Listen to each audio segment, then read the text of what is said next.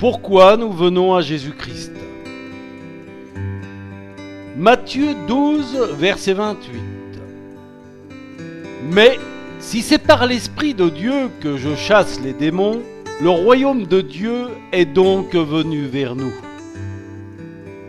Matthieu 17, verset 5. Comme il parlait encore, une nuée lumineuse les couvrit. Et voici, une voix fit entendre de la nuée ces paroles. Celui-ci est mon fils bien-aimé, en qui j'ai mis toute mon affection. Écoutez-le. Jean 6, versets 48 à 51. Je suis le pain de vie. Vos pères ont mangé la manne dans le désert, et ils sont morts. C'est ici le pain qui descend du ciel, afin que celui qui en mange ne meure point. Je suis le pain vivant qui est descendu du ciel. Si quelqu'un mange de ce pain, il vivra éternellement. Et le pain que je donnerai, c'est ma chair, que je donnerai pour la vie du monde.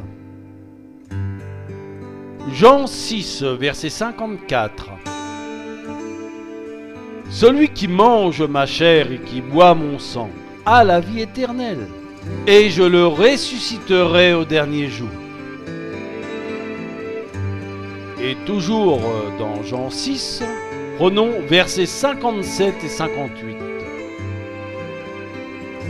Comme le Père qui est vivant m'a envoyé, et que je vis par le Père, ainsi celui qui me mange vivra par moi. C'est ici le pain qui est descendu du ciel. Il n'en est pas comme vos pères qui ont mangé la manne et qui sont morts. Celui qui mange ce pain vivra éternellement. Amis, frères et sœurs en Christ, après avoir lu ces passages, pourquoi venons-nous à Jésus-Christ? Quelle réponse allons-nous donner à cette question? Les réponses données par la plupart, d'après ce que nous entendons, tournent toujours, et oui, sur les mêmes réponses. Pour être prospère matériellement ou financièrement, pour avoir un mari, une femme et des enfants, pour ne plus être malade physiquement, pour réussir tout sur la terre, pour ne plus mourir. Si nous entrons en profondeur sur le message de la venue de Jésus-Christ sur la terre, les 5 premières réponses que nous venons d'entendre sont souvent enseignées dans les églises de toutes les dénominations chrétiennes. Mais rarement nous avons entendu en réponse à cette même question, donc, pourquoi venons-nous à Jésus-Christ? Quelqu'un dire, quelqu'un répondre, pour être héritier du royaume de Dieu, c'est-à-dire héritier de la vie éternelle après cette vie terrestre. C'est tout simplement que les chefs des églises passent cela sous silence. Et pourtant, c'est cette réponse qui est la vraie raison de la venue du Christ Jésus sur la terre des hommes mortels. Ce n'est pas pour venir sauver le corps charnel que le Christ Jésus est venu, mais pour sauver l'âme de l'homme. Ézéchiel 18, verset 32. Car je ne désire pas la mort de celui qui meurt, dit le Seigneur l'Éternel. Convertissez-vous donc et vivez. Pour bien lire ce passage, voici la traduction spirituelle. Car je ne désire pas la mort de l'âme de l'homme qui meurt, dit le Seigneur. L'âme doit se convertir afin qu'elle vive et reçoive un corps incorruptible et éternel. Le corps charnel, les matériels, les finances, la femme, le mari, les enfants, toutes choses, tout cela disparaîtra. Ceci dit, Jésus-Christ, lui-même qui est le Fils de Dieu créateur de toutes choses, n'avait pas toutes ces choses.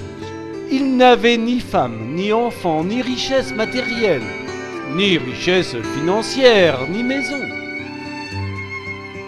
Matthieu 8, versets 19 et 20. Un scribe s'approcha et lui dit : « Maître, je te suivrai partout où tu iras. » Jésus lui répondit : « Les renards ont des tanières, et les oiseaux du ciel ont des nids, mais le Fils de l'homme n'a pas où reposer sa tête. » Toutes ces choses n'étaient pas sa priorité. Sa priorité, c'est d'hériter le royaume des cieux de son Père Dieu saint et éternel. D'ailleurs, c'est ce qui fut à sa résurrection. Il nous a donné cet exemple de chercher d'abord le royaume des cieux de son Père. Matthieu 6, 33.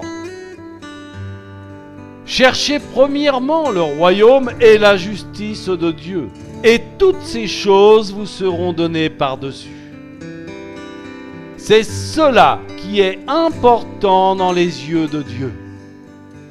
C'est ce que Jésus-Christ est venu nous faire connaître, ce que son Père attendait de ses enfants adoptifs, que sont les croyants chrétiens.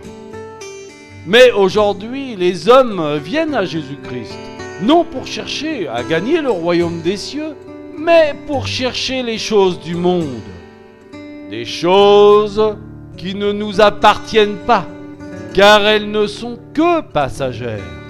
Même ce corps visible ici, le corps de la chair, n'est que provisoire. Genèse 3, 19. C'est à la sueur de ton visage que tu mangeras du pain, jusqu'à ce que tu retournes dans la terre, d'où tu as été pris, car tu es poussière et tu retourneras dans la poussière. Jamais dans un passage des Saintes Écritures, il est dit que Jésus-Christ est venu pour nous rendre riches matériellement ou financièrement. Il n'est pas venu pour que nous ayons des enfants, des maris, des femmes. Les bienfaits et les faveurs du monde que Dieu nous donne, cela ne dépend pas de nous, mais de Dieu selon sa grâce. Et il les donne au moment favorable, selon son temps, non par l'exigence de l'homme. Revoyons Matthieu 6, verset 33. Cherchez premièrement le royaume et la justice de Dieu, et toutes ces choses vous seront données par-dessus. Deutéronome 2, verset 7. Car l'Éternel, ton Dieu, t'a béni dans tout le travail de tes mains. Il a connu ta marche dans ce grand désert. Voilà 40 années que l'Éternel, ton Dieu, est avec toi. Tu n'as manqué de rien. Deutéronome 28, verset 3. Tu seras béni dans la ville et tu seras béni dans les champs. Jacques 1, verset 25. Mais celui qui aura plongé les regards dans la loi parfaite, la loi de la liberté, et qui aura persévéré, n'étant pas un auditeur oublieux, mais se mettant à l'œuvre, celui-là sera heureux dans son activité.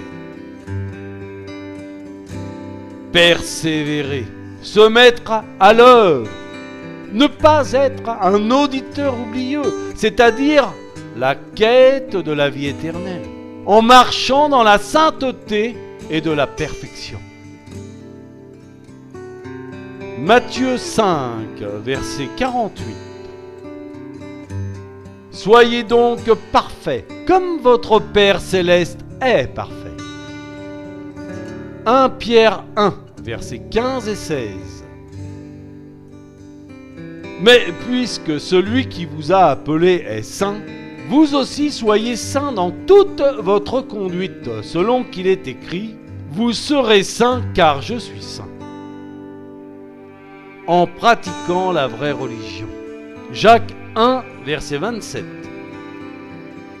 La religion pure et sans tache devant Dieu notre Père consiste à visiter les orphelins et les veuves dans leurs afflictions et à se préserver des souillures du monde.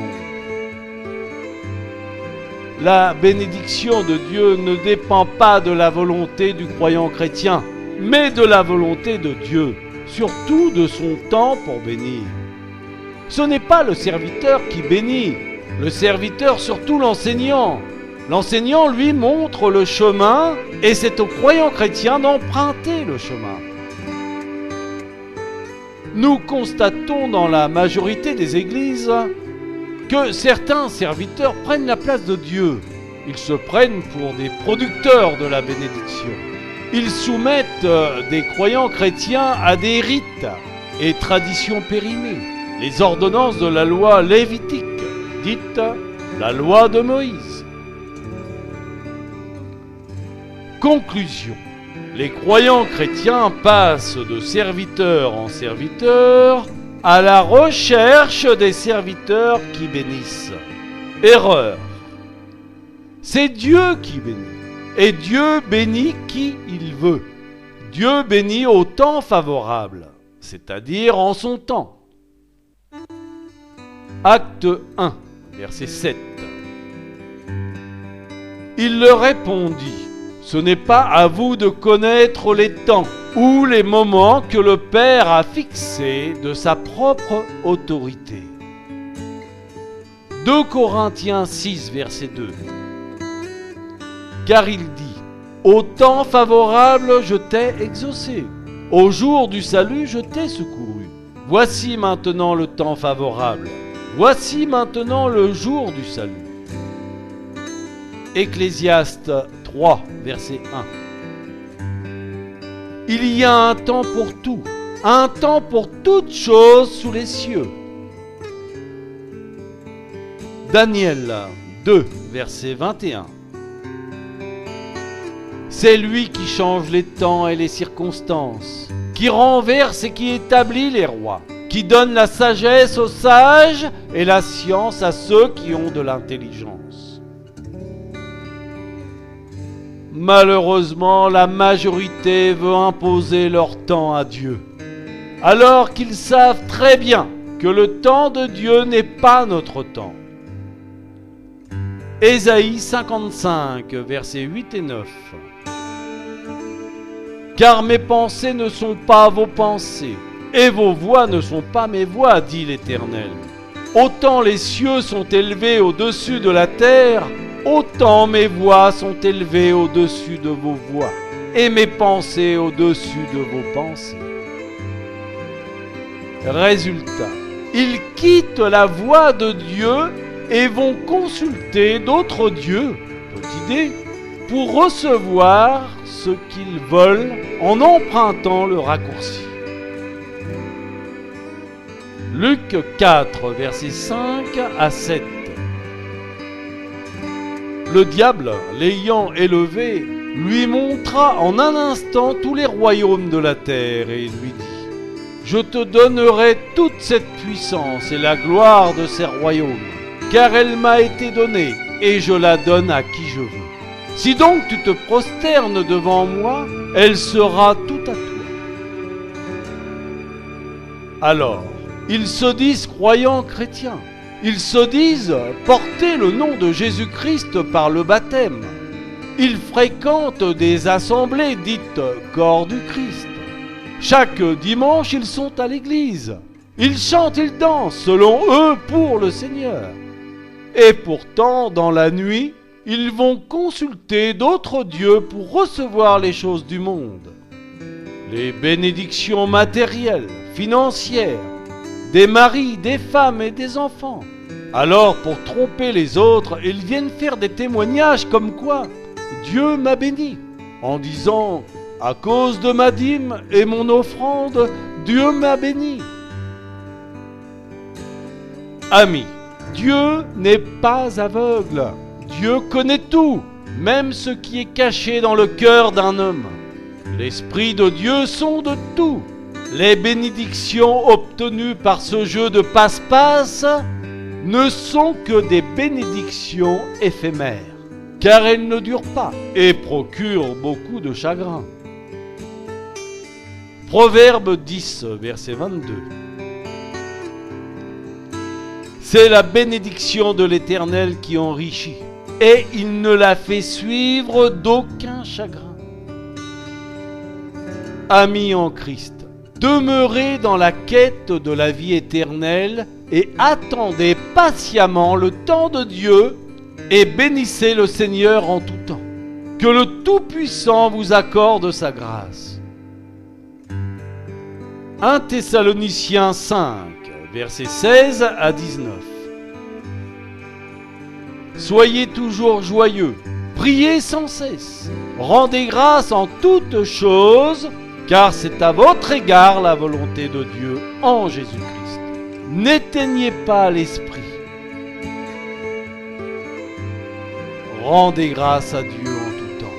Ne vous fiez pas aux dîmes et offrandes pour être bénis, pour les faveurs et bienfaits. Dieu donne selon sa volonté.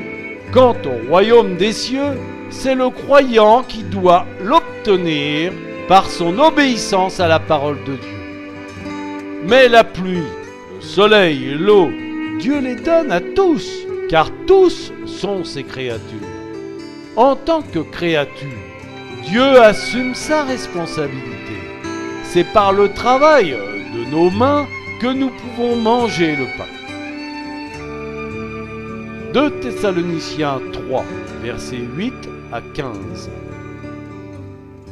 Nous n'avons mangé gratuitement le pain de personne, mais dans le travail, dans la peine, nous avons été nuit et jour à l'heure, pour n'être à charge à aucun de vous.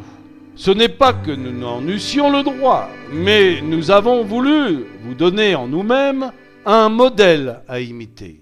Car lorsque nous étions chez vous, nous vous disions expressément, si quelqu'un ne veut pas travailler, qu'il ne mange pas non plus.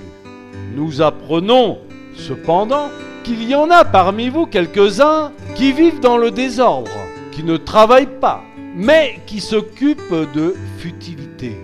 Nous invitons ces gens-là, et nous les exhortons par le Seigneur Jésus-Christ, à manger leur propre pain, en travaillant paisiblement. Pour vous, frères, ne vous lassez pas de faire le bien. Et si quelqu'un n'obéit pas à ce que nous disons par cette lettre, notez-le et n'ayez point de communication avec lui, afin qu'il éprouve de la honte. Ne le regardez pas comme un ennemi, mais avertissez-le comme un frère. Mettez-vous en marche pour la quête de la vie éternelle.